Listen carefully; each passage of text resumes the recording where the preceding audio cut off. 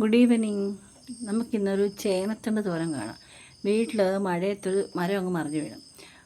അപ്പം അതിൻ്റെ താഴെ നിന്നൊരു ചേനയും ചേനത്തണ്ടൊക്കെ കിട്ടി തോരൻ. ഈ ചേനയുടെ ഒക്കെ കണ്ടോ, ഇതിന് മുമ്പ് ഞാൻ കണ്ടിട്ടേ ഇല്ല.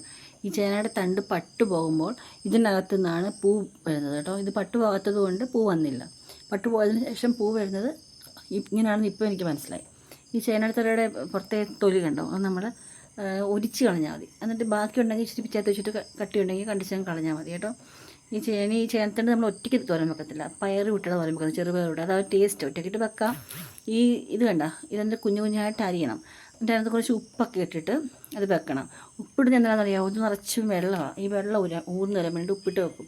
എന്നിട്ട് അതിന് മുമ്പ് നമ്മൾ രാവിലെ തന്നെ പയറെടുത്ത് വെള്ളത്തിൽ ഇടണം കുറച്ച്. അത് കുത്തുന്നെങ്കിലേ കറക്റ്റായിട്ട് വെന്ത് കിട്ടത്തുള്ളൂ. എന്നിട്ട് അത് ആദ്യമേ തന്നെ വേവാനായിട്ട് നമുക്ക് വെക്കണം, കുറച്ച് കുന്നതിന് ശേഷം. പിന്നെ നമ്മുടെ ഈ ഉപ്പിട്ട് വെച്ചേക്കുന്നതിനകത്ത് വെള്ളം ഇറങ്ങി നമ്മൾ മൊത്തത്തിൽ പിഴിഞ്ഞ് ഭംഗിയായിട്ട് ആ വെള്ളമെല്ലാം ശക്തിയായിട്ട് പിഴിഞ്ഞ് വെള്ളം വീഴുന്നുണ്ടോ, വെള്ളമെല്ലാം കളയണം. എന്നെങ്കിലേ അത് കറക്റ്റായിട്ട്, വെള്ളം ഇല്ലെങ്കിൽ ഭയങ്കര വെള്ളമായിപ്പോവും. ആ വെള്ളം നമ്മൾ സാധാരണ കളയും. ഉപ്പിടുമ്പോഴത്തേക്ക് വെള്ളം ഊർന്നു വരും. അതിൻ്റെ അരപ്പെന്ന് വെച്ച് കഴിഞ്ഞാൽ മുളക് പൊടി, മഞ്ഞൾപ്പൊടി, ജീരകം, വെളുത്തുള്ളി ഇട്ടിട്ടാണ് നമ്മൾ അരപ്പരച്ച് വെക്കുന്നത്, ചതച്ച് വെക്കുന്നത്. എന്നിട്ട് നമ്മൾ ചീനിച്ചട്ടി വെച്ചിട്ട് അപ്പുറത്ത് പരിപ്പ് കൊണ്ട് പയർ വെച്ചതിന് ശേഷം ഇപ്പുറത്തോട്ട് നമ്മൾ ചീനിച്ചട്ടിക്കകത്തോട്ട് വേകാറാകുമ്പോഴത്തേക്ക് മതി കേട്ടോ. പയർ വേകാറാകുമ്പോഴത്തേക്ക് ചീനിച്ചട്ടിക്കകത്ത് എണ്ണയൊക്കെ ഒഴിച്ച് കടുവൊക്കെ വറുത്തതിന് ശേഷം നമ്മുടെ റെഡിയാക്കി പിഴിഞ്ഞ് ചുറ്റി വെച്ചിരിക്കുന്ന നമ്മുടെ ചേനത്തണ്ടിൻ്റെ അരിഞ്ഞത് ഇങ്ങനെ ഇട്ട് കൊടുക്കണം. ഇട്ട് കൊടുത്തതിന് ശേഷം അത് ഒന്ന് വാടി വരുമ്പോഴത്തേക്ക് നമ്മുടെ പയർ റെഡിയാകും, വെള്ളമൊക്കെ വറ്റി. അതും കൂടെ ചേർത്ത് നമ്മൾ ഇട്ട് കൊടുക്കണം. ഇട്ട് കൊടുത്തിട്ട് പിന്നെ ഇട്ട് കൊടുത്തതിന് ശേഷം അത് ഒന്നും കൂടെ മൂടി വെച്ച് ആവിയിൽ ഉപ്പിടുന്ന പ്രത്യേകിച്ച് ഇടല്ല. കാരണം നമ്മൾ ഓൾറെഡി ഉപ്പിട്ട് വെച്ചിരിക്കുന്ന സാധനമായത്. ഉപ്പ് അതിനകത്ത് വൃത്തിയായിട്ടായിട്ടുണ്ടാവും. അതുകൊണ്ട് പ്രത്യേകിച്ച് ഉപ്പിൻ്റെ ആവശ്യം ഈ തോരനില്ല. ഉറക്കാതെ ഉപ്പിട്ട് കഴിഞ്ഞാൽ ഇത് തിന്നാൻ പറ്റത്തില്ല, കഴിക്കാൻ പറ്റത്തില്ല കേട്ടോ.